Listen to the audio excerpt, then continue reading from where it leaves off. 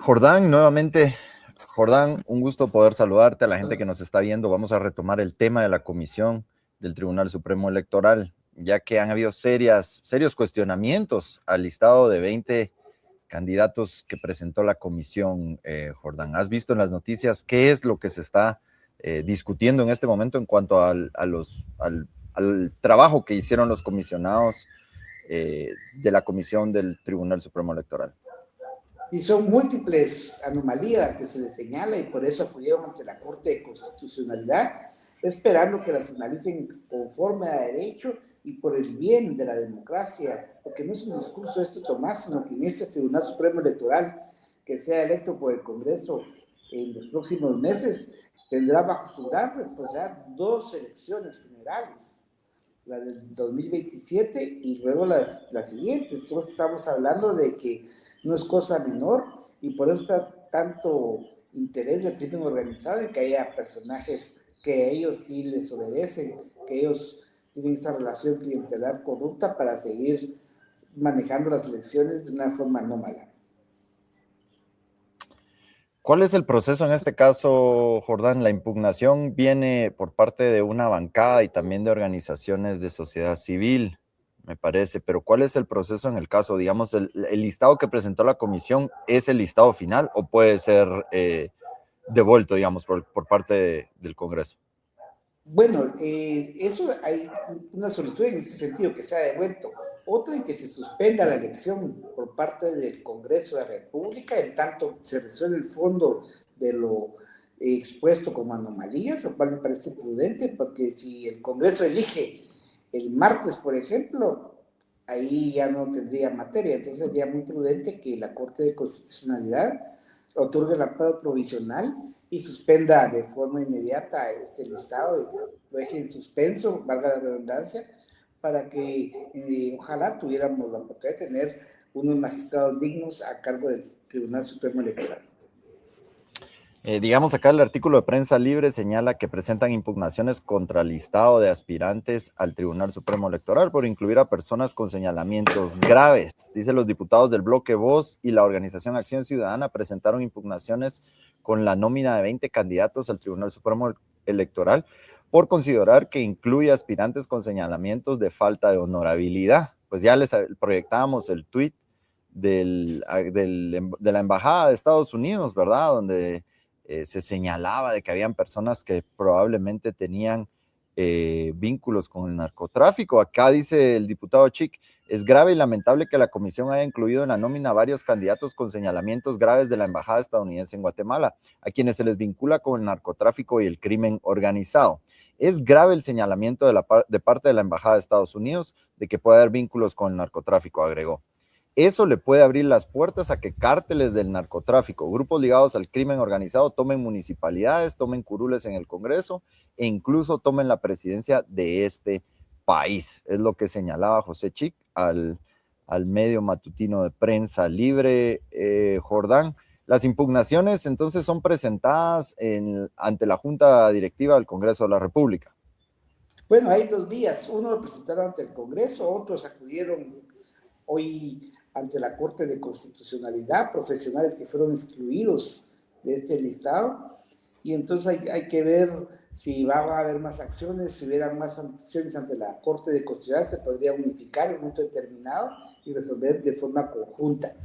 Pero me llama la atención que un diputado, porque cuesta encontrar diputados ahorita que hagan su trabajo de una manera constante, y ese es José Chiqui, independientemente del partido al que pertenezca hoy, hay que reconocer que estuvo el único que fue a la antigua Guatemala cuando el Consejo Superior Universitario eligió a los magistrados de la Corte Constitucional. Los demás parecían fantasmas, no llegaron. Entonces, y este diputado Chic más Acción Ciudadana, que para mí, si Acción Ciudadana dice que está mal, es que está mal, porque es una entidad que tiene mucha credibilidad nacional e internacionalmente. Recuérdate, Tomás, que Acción Ciudadana es el capítulo nacional de Transparencia Internacional. Entonces, no se van a prestar a globos ni a acusaciones falsas. No, si Acción Ciudadana dice, seguramente hay fundamento legal, y es evidente, lo platicábamos contigo, que llamó la atención ese listado de 20 personas, muchas de ellas vinculadas, como bien dice el diputado Chic, a estructuras criminales. No, y la calificación que emite la comisión de postulación, yo escuchaba la crítica de alguien que decía, bueno, no hicieron mucho los representantes del Colegio de Abogados, que pues fue una victoria, digamos, para muchos abogados el que se pudiera escoger a representantes del Colegio de Abogados que no estuvieran vinculados a las estructuras y organizaciones que ya les mencionábamos. Pero más allá, la misma estructura de la comisión, la ley de comisiones de postulación y las universidades privadas y el papel de la misma Universidad de San Carlos ha llevado al punto de que personas, candidatos y candidatas que presentaron su expediente, que tenían, a mi criterio, buenas calidades éticas, morales para ser incluidos en ese listado, fueron excluidos, Jordán.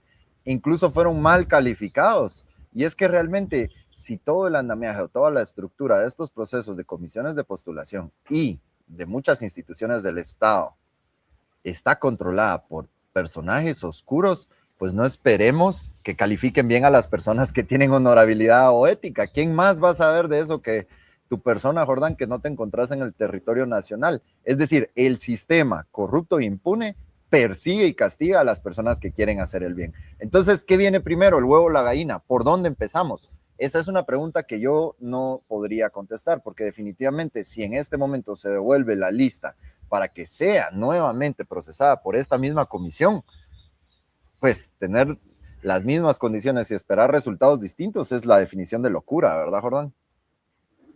Sí, tenés razón, Tomás, pero el vicio está en el origen. ¿Quién preside la comisión de postulación del Tribunal Supremo Electoral? Es una gran paranoia. Alguien que está por fraude y legítimamente usurpando la rectoría de San Carlos, como Walter Mazariegos, es a quien le corresponde porque la Constitución así lo manda.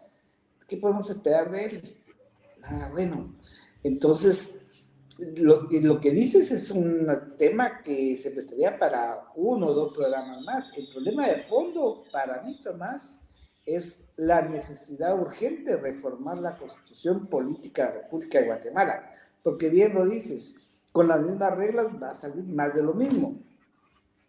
Y esta Constitución data ya de muchos años, desde el 86, el 14 de enero que entró en vigencia, y han cambiado las cosas, y hoy el sistema de comisión de postulación evidentemente demuestra que ya está colapsado y que necesitamos una normativa distinta para evitar que los sectores del crimen organizado aprovechen lo poroso de nuestra estructura de las comisiones y tengamos estas vaivenes que devuelven la lista, que no la devuelven, como bien lo dices, va a ser difícil tener resultados distintos con las mismas personas en la comisión. Haciendo la excepción de los miembros del Colegio de Abogados, que sí, tiene razón, fue importante el triunfo que se tuvo, eran una minoría, esa minoría no tenía poder de decisión, sino seguramente se tuviera con decanos decentes de las universidades privadas, también de las facultades de Derecho de San Carlos, resultados distintos, pero como no es así, entonces también esta experiencia, porque todo el mundo, nadie nace sabiendo, pues va a hacer que en un momento determinado haya una exigencia por parte de nuestro representante del Colegio de Abogados, tanto titular como suplente, para que haya más transparencia, para que haya de verdad un debate de los perfiles de los candidatos, que haya votos razonados, que se cuestione las tachas también, que se analicen, mejor dicho, Tomás, que ahora lo sé. Digamos que yo sí creo que tenemos que pensar en salidas que sean muy innovadoras y que no estén dentro del marco que conocemos, sin, por supuesto, hablar de rebeldía o de rebelión, pero sí tiene que salir, tiene que involucrar a la población en general. Si nos seguimos quedando entre, por ejemplo, una reforma que pase por el Congreso o si se habla de un proceso electoral para reformar toda la Constitución, la verdad es que vuelve a caer en manos de estos aparatos y de estos personajes que realmente también yo sí creo, Jordán, no importa tanto la ley que tengamos, sino la ética y los principios de quienes la apliquen. Es decir, sin vanagloriar otros momentos, pero en las épocas incluso más duras, más oscuras de Guatemala, siempre habían abogados que yo creo no estaban de acuerdo, pero respetaban el derecho, ¿no? Respetaban la voluntad del oponente o del adversario, y eso es definitivamente lo que no hay.